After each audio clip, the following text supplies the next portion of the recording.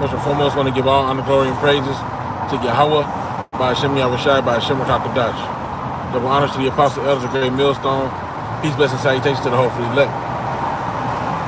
He that meddleth with strife that belongeth not to him is like a man that grabbeth a dog by the ear suddenly. And I believe it may say strange dog. Okay? Now this is in response or in regards to a video that was played by a brother of a female. The female was witnessing a robbery. She witnessed a young woman being robbed at gunpoint. And she said near the vicinity were two men. And these two men did nothing to stop the robbery. And she was shocked and appalled and disappointed that these men did not hazard their lives to deliver this young woman from her attacker. And this scripture came to mind. Of course, the brother let play. It was a response video to that video that a man was doing, and the woman said this. She said, "What good are men? What are men for?" And essentially, she said that with the thought in mind that men should be protecting this random young lady. That looked like a military vehicle right there. Okay. Men should be protecting this young lady from the grasp of this robber who's taking her belongings. All right, but you got to understand something. We're coming into times of great tribulation. We're coming into times of women being ravished in the streets and there being no consequence. You know, we're coming into Book of Eli type of situations, into a Mad Max type of situations. It's like I said before on the lesson entitled "No More Popo for Certain Crime." I believe it was a live stream. All right, it's gonna be like the Wild Wild West, and you know, you're gonna see a lot worse than that. You know, predictive programming is a big thing. Predictive programming is a big thing because they show you how it's gonna be this dystopian type of society where an individual showed you on South Park. It's interesting how far South Park took the narrative. Okay, they started off by showing you this select. Can I go? Come on, man. How we missed the... No, I'm going straight. We're not doing that. So anyway, they show you that in South Park. They show you that in South Park when this hey, even now, man, there's a guy behind me, and I don't know if you could hear anything at all, but you know, a guy on a motorbike just cussed out a guy in his car, his truck, and said, "You cut me off, fuck you," and he's pissed. You know, we're already seeing an increase in these type of things, you know, road rage and anger and things of this nature, and we're gonna see more and more, and it's gonna get further and further away from, you know, a vocalization and more towards a physical altercation than we've ever seen before. All right, people are going to, you know, release their anger, as the scripture tells us in the book of 2 Ezra 16. It says that men shall not regard their kings nor princes, but the course of their actions shall stand in their power. You know, if somebody has the power to do you hurt, what was that what you call it said unto our forefather Jacob? He said, It is in the power of my hand to do thee hurt. But the Most High told me not to speak unto thee good or bad, roughly paraphrasing, right? So if it's in the power of an individual, traffic is horrible. If it's in the power of an individual's hands to do you hurt in the times to come, they will do it unless the spirit of Yahweh Shem Yahushai intervenes and is protecting you. Okay? You all right? These are just simply the times we're coming into. So, hey, that young lady, of course, the majority of women, the majority of people, okay, but there are more women dwelling the earth than men, but the majority of people are oblivious to the CIVIL conflict that will be coming to America, that is already here. There's already a divide.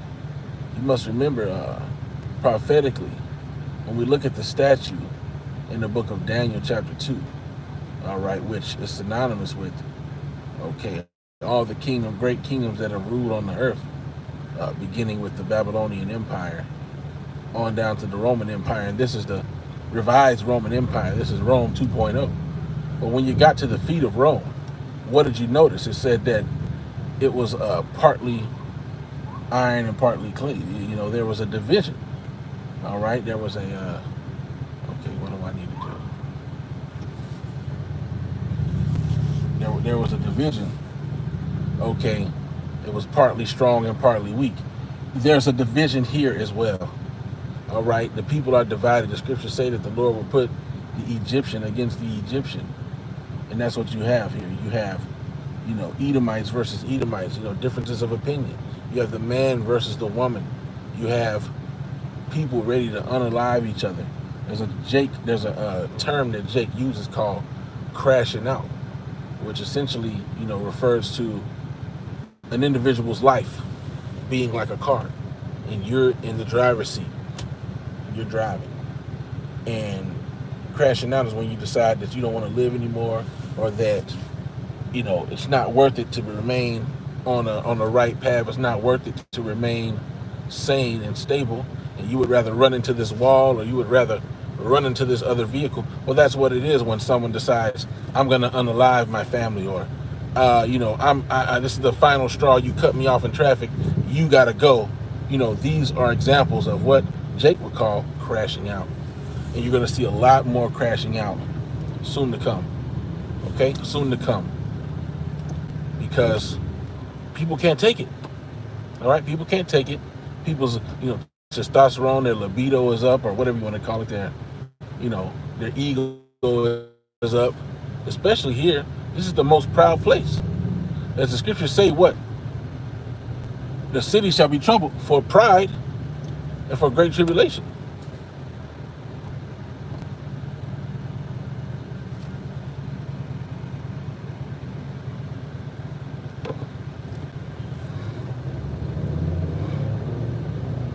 Right? For pride and for great tribulation. So, you got to understand that the pride of people is going to swell up. All right? Motherfuckers, you got people out here that really think they Billy Badass, man. And they really think they can go toe-to-toe with any and everybody, or they just don't care. You got enough people that don't care with these spirits of vengeance on them that will be partaking in the unaliving of other individuals. So, that was a mild situation. Now, going back to the South Park episode, I don't know if I actually vocalized it. I don't believe I did. There was a predictive programming situation where they showed you first the police buildings being boarded off, closed down. All right, and we already are seeing with this whole defunding the police and everything like that. You're gonna be contacting a voicemail system when you need to. Whenever you want to get in contact with a popo. All right, you're gonna be, the number you have reached. If you would like to contact the police, you know what I'm saying? Like, these are the things that you're gonna be running into. We're sorry, but we are unable to answer your call due to high crime volume. Please leave a message at the beep. This is what you are going to experience. Okay, soon to come. And it's going to take a special type of individual, Salaki, to not lose their shit, not get carnal. Ultimately, as the scriptures say, wisdom and knowledge shall be the stability of thy times and the strength of salvation. This is what we're going to need. The wisdom and knowledge of Yahweh Shem Yahushua to keep us stable mentally. And damn, man, last time, I mean, if I get an alarm or something, last time I cut the audio off, that'll be the cutoff, because, you know, I was just talking for nothing. But anyway, no, these are just some things to keep in mind, okay? That scripture I thought was a beautiful scripture. Okay, we're not out here to be no Captain Save-ems. We're not out here to we can save the world type shit. That's not what we on. Hey, look. Ultimately, the Spirit of the Lord got to operate in each situation, and we know we have compassion. But like that scripture just warned you, a man that meddleth with strife that belongeth not unto him is like a man that grab a dog suddenly by the ears. What do you think is gonna happen if you walk up to a strange dog, you grab him by his ears? Ain't that nigga gonna bite you? He gonna bite you, ain't he? Right? Scripture say, who's gonna pity a charmer who's bitten with a serpent, or such as come nigh wild beasts? You coming to save a wildebeest from the tamer, being Esau, and you get bit, or you get whipped, or you get bit. Who's gonna pity you? And you had that situation happen where a dude got involved. It was at a Target, if I'm not mistaken. He got involved with a situation that he had nothing to do with him, and he paid the ultimate price with his life. And I believe the two individuals who were involved in the situation were intimate with each other, or they were co-workers. I don't remember, but they knew each other, and he ain't know neither one of them. And the dude had a tool on him and took him out because he decided he was gonna save Shaquay. Okay? And you even got, hey man, you know, you got even the spirit of these women getting waxing proud and proud. I seen a video of a song, I don't know who it was, but basically she was saying, don't save me. I don't want to be saved. Don't save me. I don't want to be. These chicks don't want to be saved. If a woman wanted to be saved, they would repent, and the Yahweh Shem Yahushua will cover them. That's that. But a lot of these women ain't gonna want to get saved until it's convenient. The scriptures say, as the brothers like to put it, you know, the scriptures say, in their affliction they shall seek me early. You got early, which is now. The people who foresee the strife to come, who are seeking Yahweh Shem Yahushua. Then you got early late, which is after the things hit.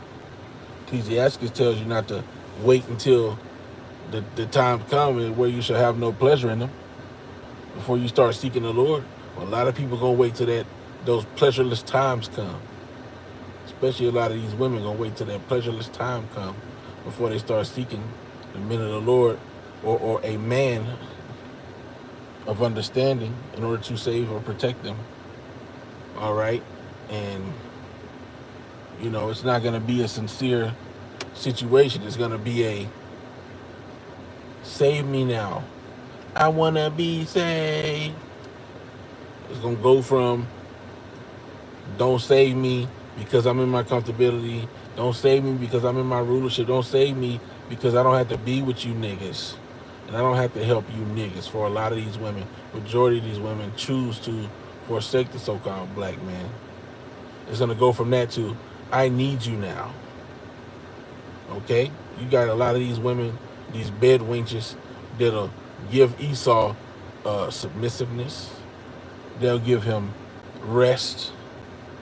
They'll give him joy, pleasure, whatever you want to call it. But they'll give Jake hell. Because why? Because you're perceived to not be in power. You're not in power right now. And so you don't get that, right, from the majority of these women. But